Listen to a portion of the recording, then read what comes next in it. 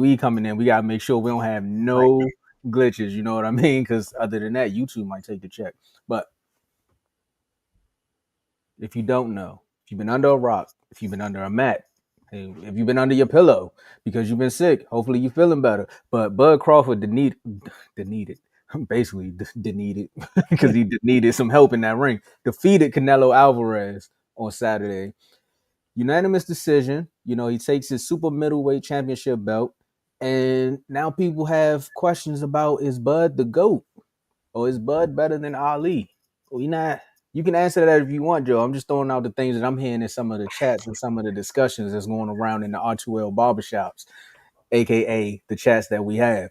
So, Joe, when you seen this fight, what was your reaction to it? Man, what a fight, man. What a fight. It was a build up fight and it lived up to the hype. You know, like all the last mega fight we had that was as big as this or even bigger, in my opinion, was a Floyd Mayweather versus Pacquiao fight. That was a fight of that time, right? A fight in that decade. Because that was a decade prior, earlier, mid decade, kind of, right? Like mid decade from 2010 to 2020. But that fight was built up high. And we won that fight for years. But when we got the fight, it was good. But they left some meat on the bone. You know, like it could have been more. You know, it wasn't like, oh, this is one of the best fights I've seen. You know, but when you watch this fight now, was it equal? No. I think Terence Crawford dominated this fight.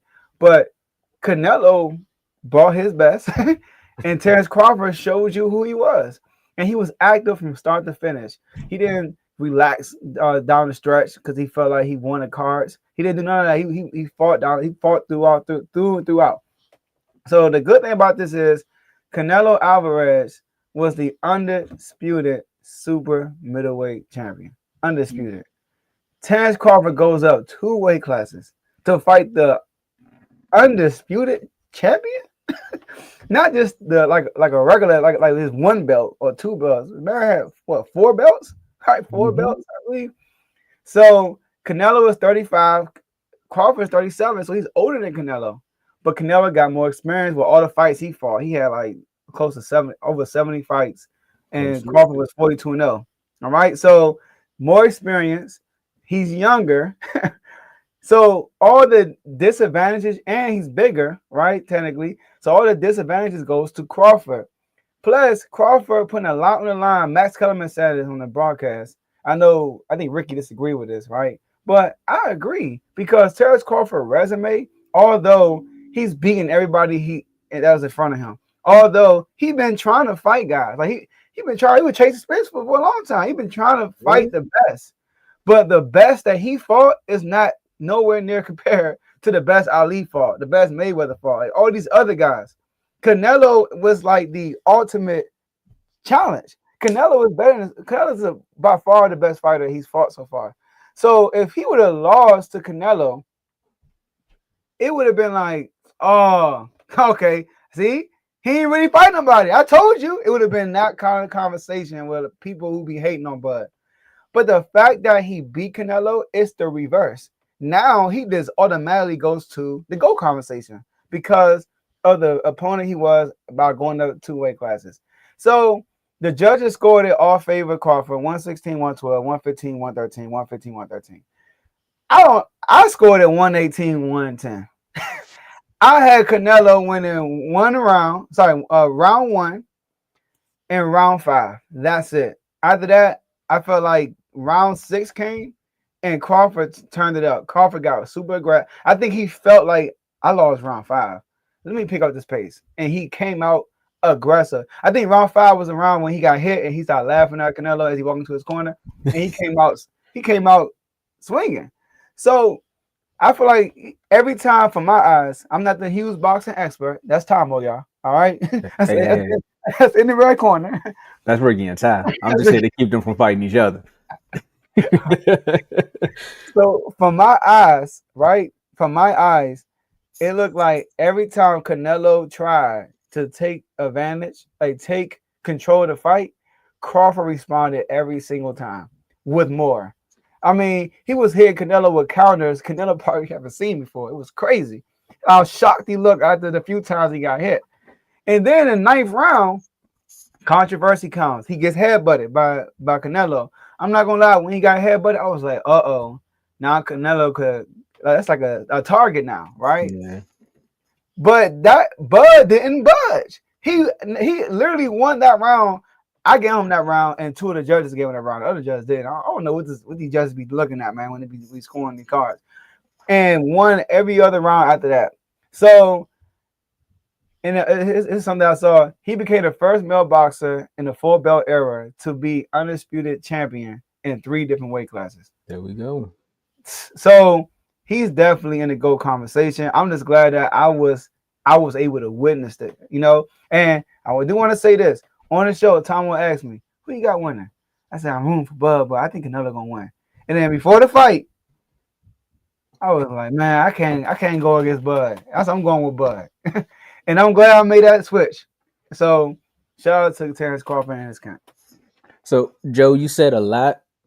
And for those who aren't real big boxing fans and they just are casual boxers, but you're an avid football fan, think of it like this. Because we said it a few episodes ago, and I think everybody in the world, including, I would say, our chats and then the world, it sounds like you want to say if Lamar Jackson wins the Super Bowl, he automatically jumps to being the greatest quarterback. Mm.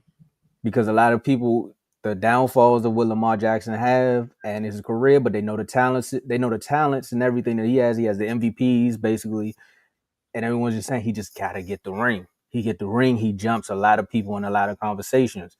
And then we flip it back to boxing. That's what a lot of people have been saying about Bud. They was like he ain't fought nobody, even when he fought Spence.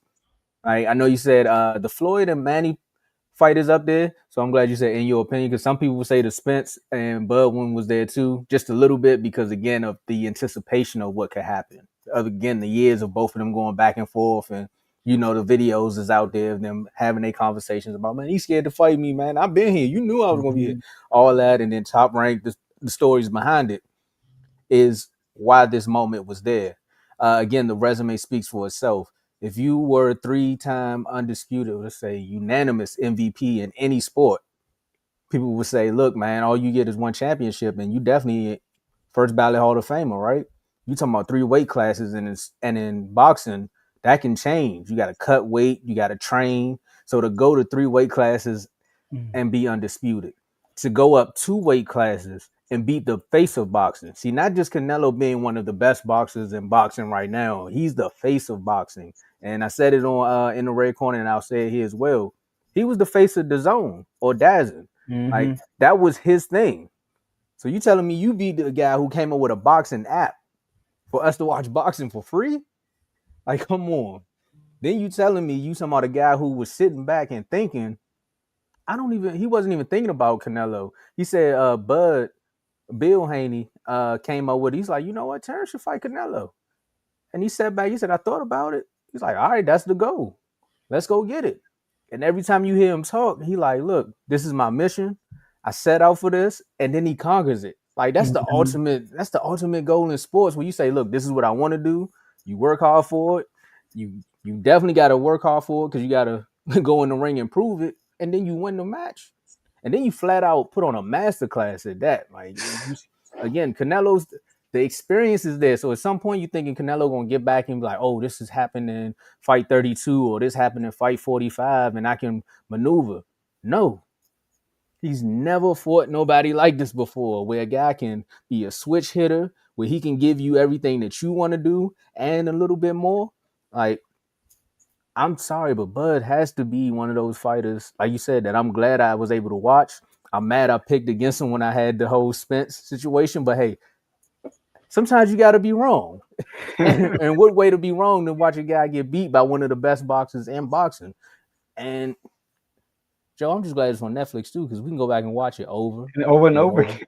and over again. It's not like the Cowboys Super. Oh, we can watch the Cowboys Super Bowls on Netflix too. But I would say it's not like those where you got like those in Ali fights where you got to watch them on VHS now. But this here in 4K, applause to him, his corner, Mm-hmm. and all the fighters prior to that led him to this moment, man.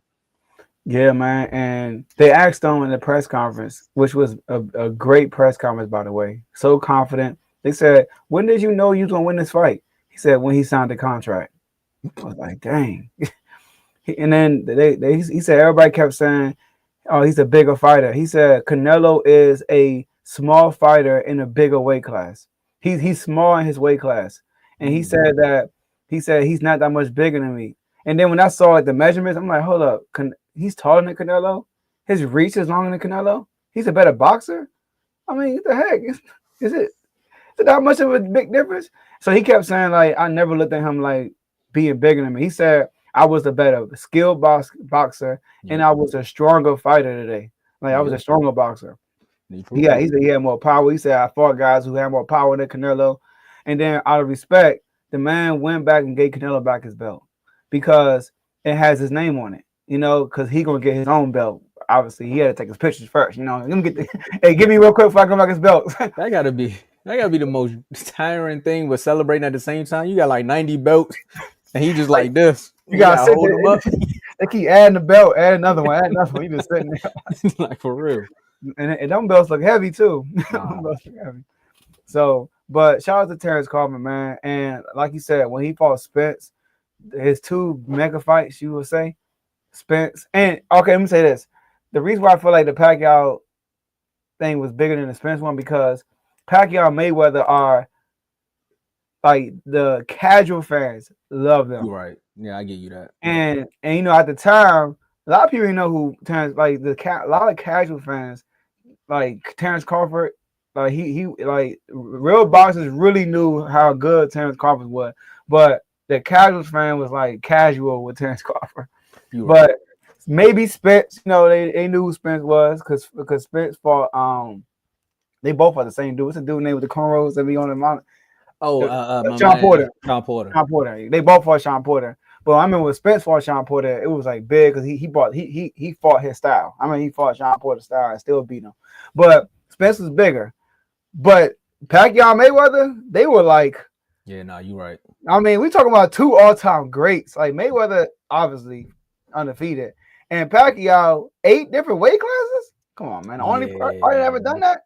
You're right. I give you that one. But I do want to say that, like you said, the 2 mega fights he's been in, he put on a straight show. I'm talking about boxing. Actually, Joe, you can say 3. I know the Sean Porter one is considered a big fight for him too. So those 3 fights. That one was crazy. Yeah. We down? We down? All right. We didn't drop them. I was like, dang. Joe. Yeah, Joe, bro. Every time you talking about somebody, you talk about Jordan and how he performed in the finals every time it was time.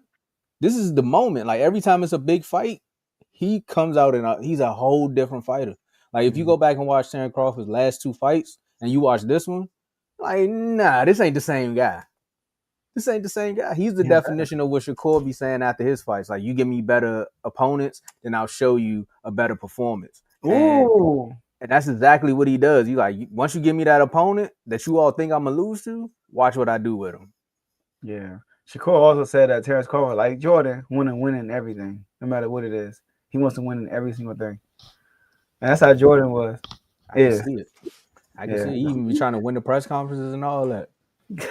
I know he thought. I was like, dang, he was throwing the middle finger. Who was he doing that to? He throwing the middle finger about somebody in the press conference.